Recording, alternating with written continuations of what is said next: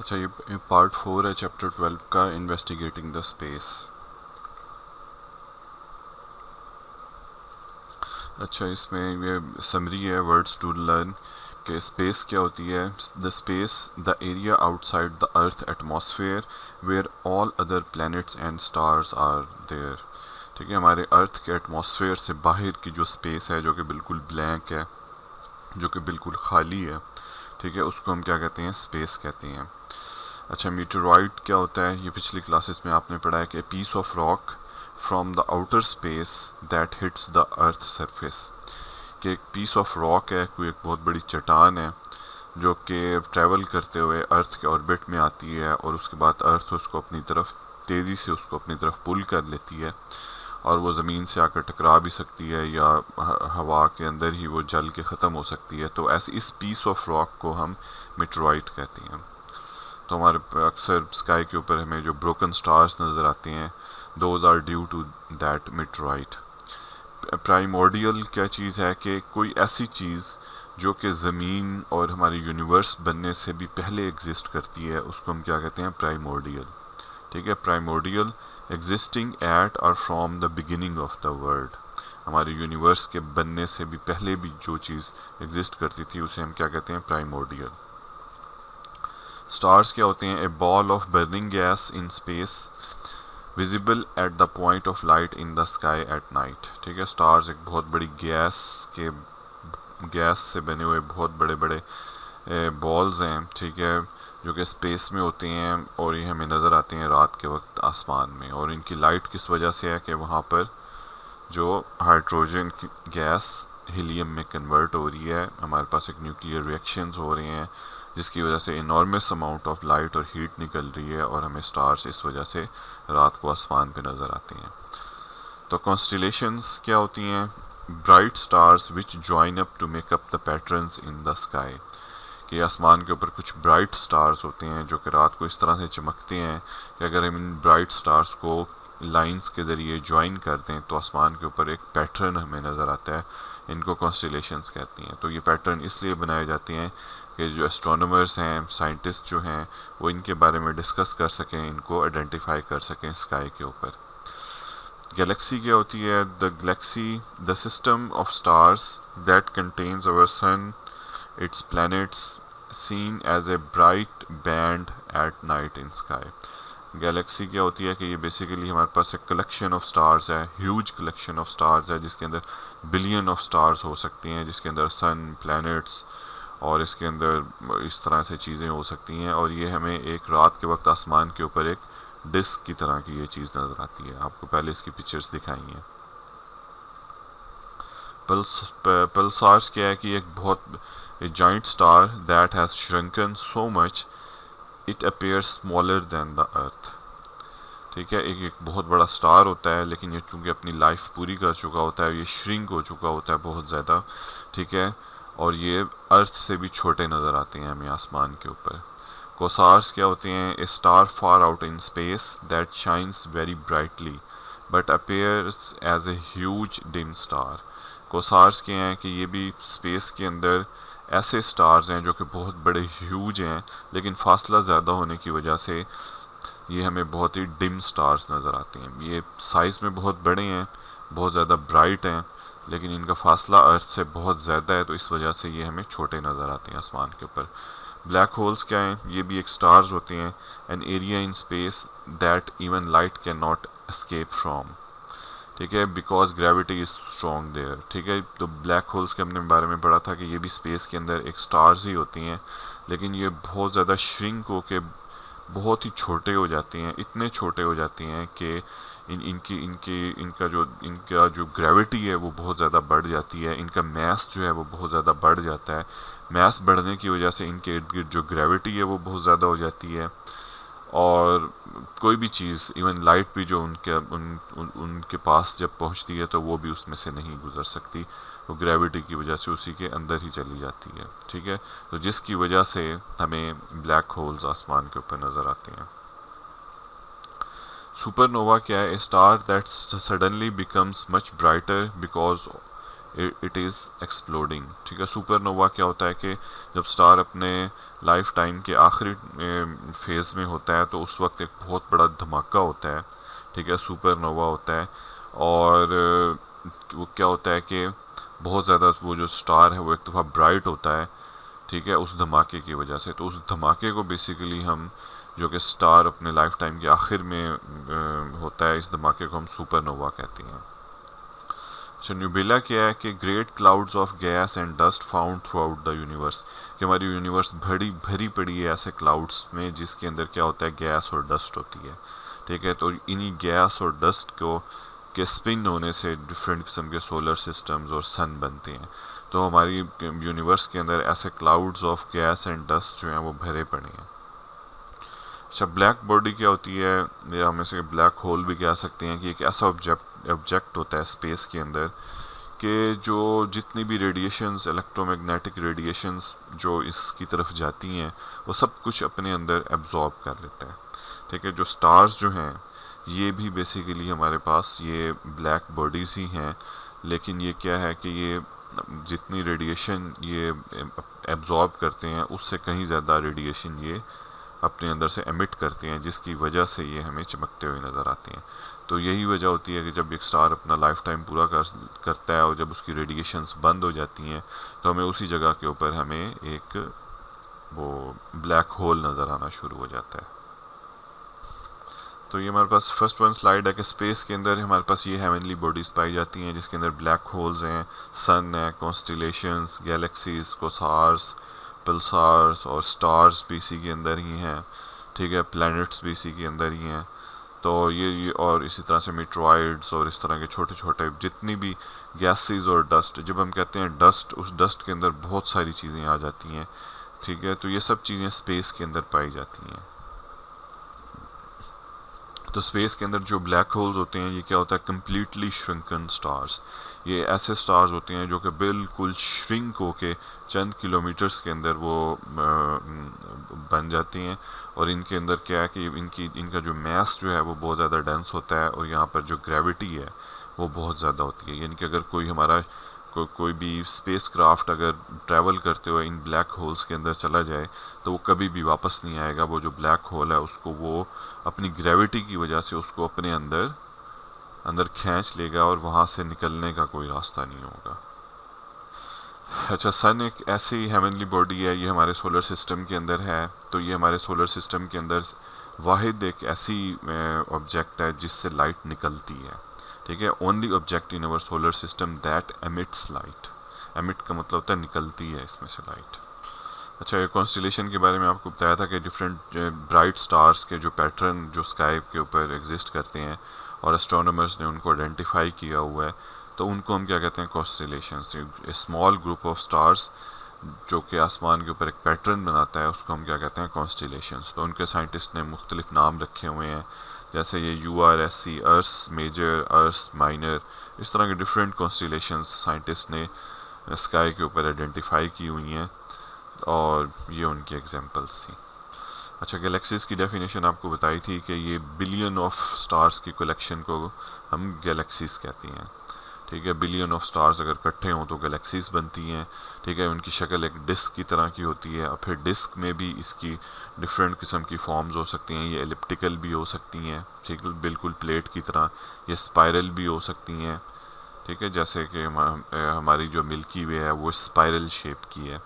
ठीक है, और इसी तरह ये इरेगुलर शेप्स की भी हो सकती हैं। ठीक है, तो गैलेक्सीज़ क्या हैं, ये हमारे पास कलेक्शन ऑफ बिलियन स्टार्स जो कि एक ग्रुप की तरह नज़र आती हैं आसमान के ऊपर, इनको हम क्या कहते हैं, गैलेक्सीज़। तो स्टार्स हैं, स्टार्स कुछ स्टार्स को इकट्ठा करें तो कॉन्स्टिलेशंस बनती हैं, और जो बिलियन ऑफ स्टार्स को इकट्ठा करें तो आसमान के ऊपर गैलेक्सीज़ बनती हैं। तो ये जो सब गैलेक्सीज़ हैं इन सबको अगर हम सम अप करें तो हमारी पूरी यूनिवर्स बनती है। अच्छा, कोसार्स के बारे में पढ़ा था कि ये बहुत बड़े स्टार्स होते हैं। ठीक है, लेकिन ये थोड़े से डिम होते हैं, और ये इन डिम होने की वजह ये है कि इनका डिस्टेंस अर्थ से बहुत ज़्यादा है। ठीक है, तो कोसार्स क्या हैं, ह्यूज डिस्टेंट स्टार्स हैं, एमिट कॉन्टीन्यूसली लाइट। तो जो पल्सार्स हैं ये भी एक स्टार्स ही होते हैं, लेकिन ये अपना लाइफ टाइम करीब अपना लाइफ टाइम के एंड के ऊपर पहुंचे हुए होते हैं, ये श्रिंक हो जाते हैं, ठीक है, और इनके अंदर से जो लाइट एमिट होती है वो शॉर्ट पल्सेस की फॉर्म में लाइट इनके अंदर एमिट होती है, मतलब कंटिन्यूसली लाइट एमिट नहीं होती, शॉर्ट पल्सेस की फॉर्म में लाइट इनके अंदर से एमिट हो रही होती है। और आई थिंक सो कि ये जो पल्सार्स हैं ये ऐसे स्टार्स होते हैं जो कि अपने लाइफ टाइम के आखिरी स्टेज पर पहुंचे हुए होते हैं, और इनके अंदर रिमेनिंग लाइट और जो एनर्जी है वो उनके अंदर से निकल रही होती है, और उसके बाद ये बिल्कुल डार्क बॉडी बन जाती हैं। अच्छा, अभी हम चैप्टर की एक्सरसाइज देखेंगे कि इसके अंदर क्या डिस्कस हो रहा है। अच्छा, space and all things in it makeup the universe, के स्पेस और इसके अंदर जितनी भी हेवनली बॉडीज़ एग्जिस्ट करती हैं स्पेस के अंदर, ये सब चीज़ें मिलकर क्या बनाती हैं, हमारा यूनिवर्स बनाती हैं हमारी। अच्छा, जो सेकंड पॉइंट है कि बिग बैंग थ्योरी, ठीक है, ये बिग बैंग थ्योरी, ये थ्योरीज क्या बताती हैं कि हमारी यूनिवर्स कैसे ओरिजिन हुई, हमारी यूनिवर्स कैसे बनी। तो big bang theory suggest that universe was contained in A primitive atom called primordial atom, कि बिग बैंग थ्योरी के मुताबिक हमारी पूरी की पूरी जो यूनिवर्स है ये पहले एक एटम के अंदर बंद हुई थी, ठीक है, और उस एटम का क्या नाम दिया गया है साइंटिस्ट ने, प्राइमोर्डियल एटम। कि जितनी यूनिवर्स बनी हुई है, कि बिलियन ऑफ गैलेक्सीज जो बनी हुई हैं, ये सब की सब पहले इकट्ठी किसी एक कैप्सूल में बंद थी या किसी एक एटम के अंदर बंद थी, और इस एटम का उन्होंने क्या नाम दिया, प्राइमोर्डियल एटम। कि ये सब कुछ पहले यूं इकट्ठा पैक्ड था एक एटम की फॉर्म में, और फिर एक बहुत बड़ा धमाका हुआ, बिग बैंग हुआ, और उसके बाद ये जो एटम था ये फटा और हमारी पूरी की पूरी यूनिवर्स बन गई, हमारे बिलियन ऑफ गैलेक्सीज बन गई इस एटम के फटने से। अच्छा, dash are balls of hot glowing gases, कि ये इनमें से कौन सी ऐसी हेवनली बॉडी है जो कि हॉट ग्लोइंग गैसेस से मिलके बनी है। तो हमने पढ़ा था कि स्टार्स एक ऐसी हेवनली बॉडी हैं जो कि डस्ट और क्लाउड से मिलकर बनती हैं, राइट, ठीक है। Bright stars which join up to make the patterns in the sky are called constellations, ठीक है।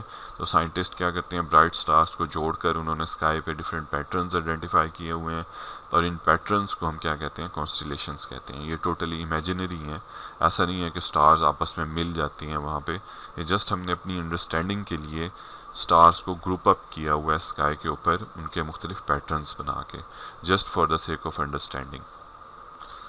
अच्छा, a huge mass of stars which may be spiral और elliptical is called galaxy। हमने पढ़ा था कि गैलेक्सीज क्या होती हैं, कि एक बहुत huge collection of stars, billion of stars जो हैं वो मिलकर गैलेक्सी बनाते हैं, और इनकी कोई शेप होती है, वो स्पाइरल हो सकती है, एलिप्टिकल हो सकती है, और इरेगुलर शेप हो सकती है। तो collection of billion of stars क्या कहलाती है, गैलेक्सी कहलाती है। तो a huge mass of stars which may be spiral और elliptical is called the Galaxy.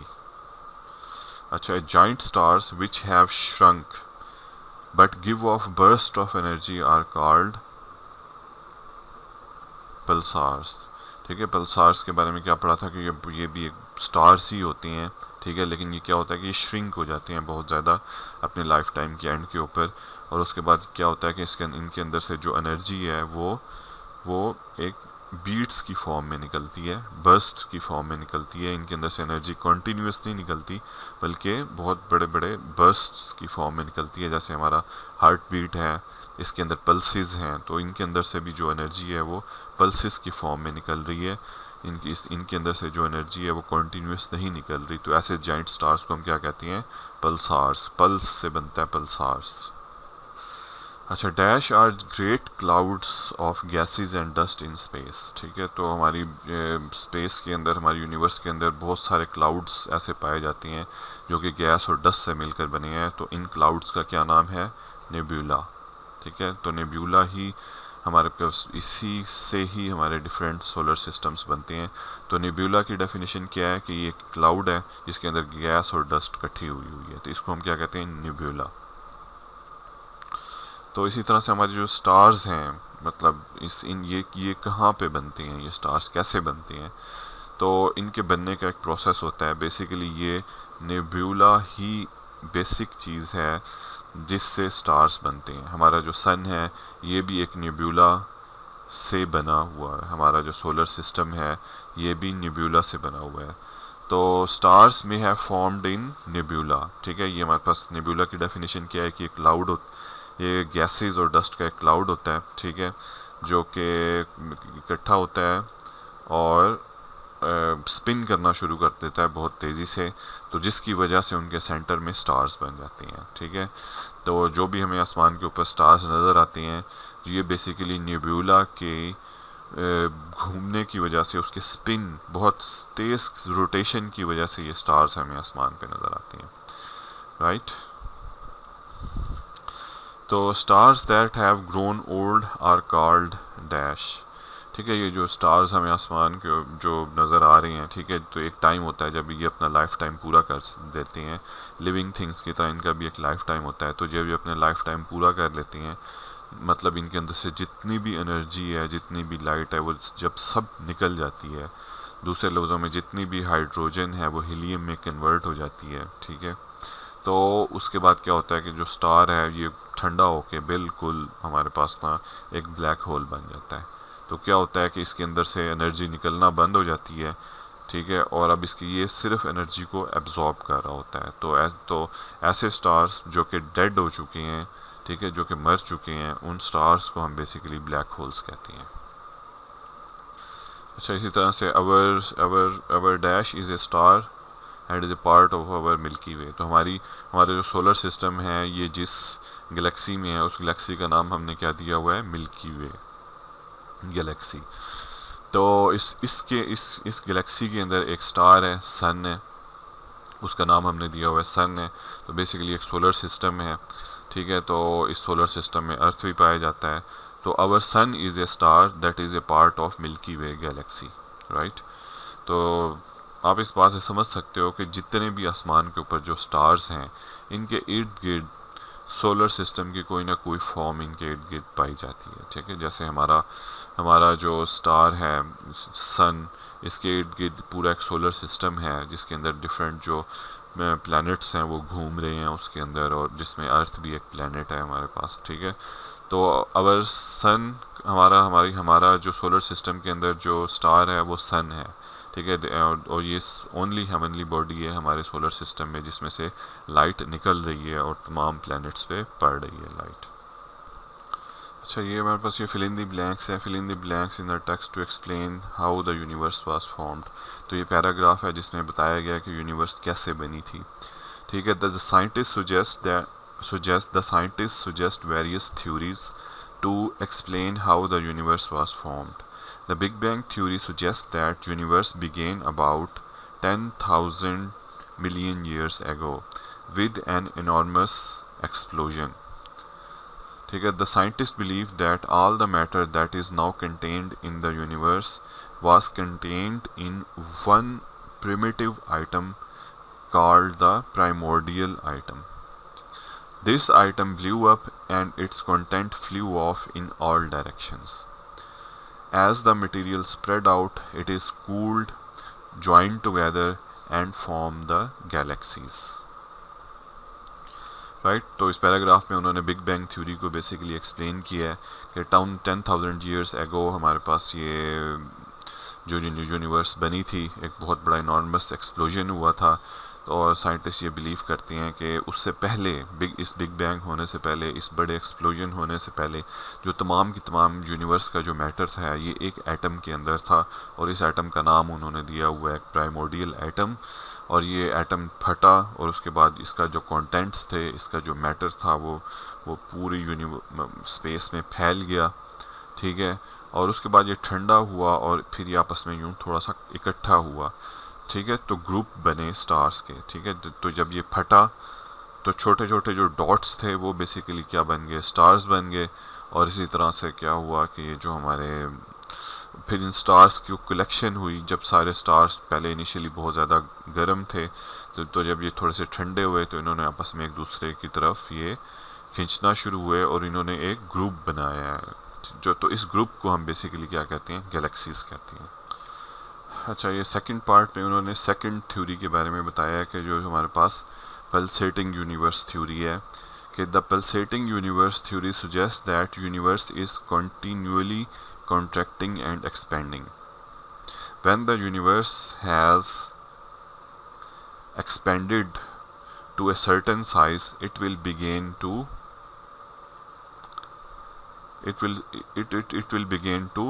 contract.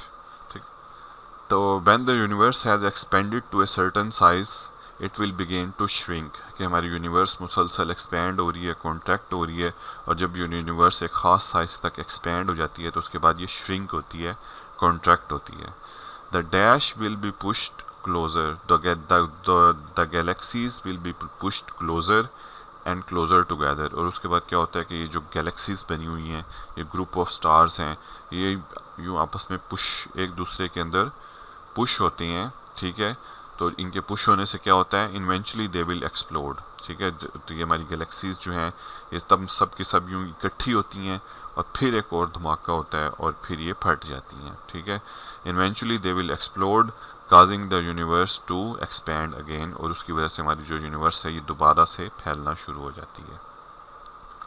अच्छा, ये थर्ड पार्ट में तीसरी थ्योरी के बारे में बताया गया है. तो तीसरी थ्योरी कौन सी थी हमारे पास? तीसरी थ्योरी का क्या नाम था? The expanding universe theory. The expanding universe theory suggest that universe will never collapse, कि ये जो यूनिवर्स है ये कभी भी कोलैप्स नहीं होगी. ठीक है, it will continue to expand, ये हमेशा एक्सपैंड होती रहेगी. This theory implies that there has only ever been one big bang. तो ये थ्योरी ये भी कहती है कि शुरू में एक धमाका हुआ था, एक बिग बैंग हुआ था और हमारी यूनिवर्स ने यूँ फैलना शुरू कर दिया था. ठीक है, और उसके बाद ये कभी भी कॉन्ट्रैक्ट नहीं होगी, श्रिंक नहीं होगी और आपस में कभी कोलैप्स नहीं होगी. तो ये बेसिकली तीसरी थ्योरी में उन्होंने बताया. अच्छा, ये हमारे पास नेक्स्ट क्वेश्चन है, right the names of heavenly body describe below. ठीक है, तो कुछ हेवनली बॉडीज़ हैं, उनकी डिस्क्रिप्शन दी हुई है, आपने उनका नाम बताना है. ठीक है, तो ये भी बहुत सारे मैंने इसमें से देख लिए हैं, लेकिन 2-3 हैं जो मुझसे आइडेंटिफाई नहीं हुए चैप्टर में, वो आपने ना खुद आइडेंटिफाई करनी है. तो पहला क्या है, ball of hot glowing gases, कि एक बॉल है जो कि हॉट है और उसके अंदर ग्लोइंग गैसेस हैं. ग्लोइंग मींस कि चमकती हुई गैसेस का वो कलेक्शन है, तो वो स्टार है बेसिकली. अच्छा, ये जो दूसरा है ना, इसको आपने खुद सर्च आउट करना है कि star 100 times bigger than our sun, कि एक ऐसा स्टार जो कि सन से भी 100 टाइम्स बड़ा है. और दूसरा पार्ट क्या है, star 1000 times bigger than our sun, कि एक ऐसा स्टार जो कि हमारे सन से भी 1000 टाइम्स बिगर है. उस स्टार का आपने नाम लिखना है, उसका हेवनली बॉडी का आपने नाम लिखना है. इसको आपने सर्च आउट करना है. मैंने इसमें देखा है, कुछ कॉन्सेप्ट बना नहीं है इस पाने का. द स्मॉलेस्ट स्टार जो है, आई थिंक ये ब्लैक होल्स ही हो सकती हैं, जो कि बिल्कुल जब ये डाई आउट हो जाती हैं तो ये हमारे पास ये क्या ब्लैक होल्स बन जाती हैं. तो यही आई थिंक जो है हमारे पास स्मॉलेस्ट स्टार्स हो सकती हैं. अच्छा, ऊपर वाले जो 2 क्वेश्चंस हैं, 2-3 जो क्वेश्चंस हैं, उनका आप ये जो लाइफ स्टाइल, ये जो हमारे पास ये है ना, इसके अंदर ब्लैक होल्स वाला जो है, उधर आप देख सकते हैं इसको, कि हमारे पास वहाँ पर आपको थोड़ा बहुत इसका आइडिया हो सकता है कि ये जो क्वेश्चंस हैं ना, ये किस बारे में है. ठीक है, रेड जाइंट स्टार, तो ये जो 1000 टाइम्स बिगर देन सन जो है ना, यहाँ पे I think red giant star आ सकता है. और जो स्मॉलेस्ट स्टार है, आई थिंक ये बिग होल होगा. तो ये 2, 3 और 4 है ना, मैं जो इसके बारे में थोड़ा कंफर्म नहीं है, या आपने अपनी बुक में से पढ़ना है, खुद टीचर से कंफर्म करना है. अच्छा, the pattern of stars in the sky के ऊपर हम स्टार्स का कोई पैटर्न बनाते हैं तो उसको क्या कहते हैं हम? कॉन्स्टिलेशन. एक क्लाउड ऑफ स्टार्स. ठीक है, एक स्काई के ऊपर एक बहुत बड़ा क्लाउड ऑफ स्टार्स बना हुआ है, जिसको हम क्या कहते हैं? गैलेक्सी कहते हैं, जिसकी शक्ल एक डिस्क की तरह हो सकती है, या उसकी शक्ल जो एलिप्टिकल हो सकती है, स्पाइरल हो सकती है, या कोई रेगुलर शेप. तो ऐसे क्लाउड ऑफ स्टार्स को हम क्या कहते हैं? गैलेक्सीज कहते हैं. A shrunken star that give out burst of energy, एक ऐसा स्टार जो कि श्रिंक हो चुका है लेकिन फिर भी उसके अंदर से कुछ एनर्जी निकल रही है और वो एनर्जी के बर्स्ट रिलीज़ कर रहा है. तो ऐसे स्टार को हम क्या कहते हैं? इसका एक नाम था पल्सार्स. राइट, पल्स से बनता है पल्सार्स. The brightest star in the space. ठीक है, तो हमारा जो ब्राइटेस्ट स्टार जो इन द स्पेस जो है, आई डोंट नो उसका क्या नाम, अगर कोई नाम उन्होंने बताया है तो इसको हम देखेंगे नेक्स्ट, अभी कोई एक्सरसाइज आएगी ना उसके अंदर देख लेंगे कि उन्होंने क्या बताया है।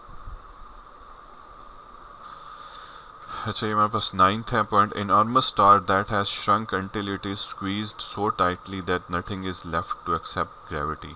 कि एक बहुत बड़ा स्टार जो कि श्रिंक हो चुका है, स्क्वीज हो चुका हुआ है टाइटली, और कुछ भी नहीं बचा उसके अंदर सिर्फ ग्रेविटी के, तो ऐसे स्टार को हम क्या कहती हैं, ब्लैक होल कहती हैं। A yellow star that swells up and become red when it gets old is ready to die। तो ऐसा है येलो स्टार जो कि स्वेल हो चुका हुआ है बहुत ज़्यादा, ठीक है, 1000 टाइम्स अपने ओरिजिनल साइज से, और फिर ये रेड हो जाता है और उसके बाद ये ओल्ड हो जाता है और ये रेडी टू डाई होता है। तो ऐसे स्टार को, ऐसे डाइंग स्टार को हम क्या कहते हैं, रेड जाइंट स्टार, राइट।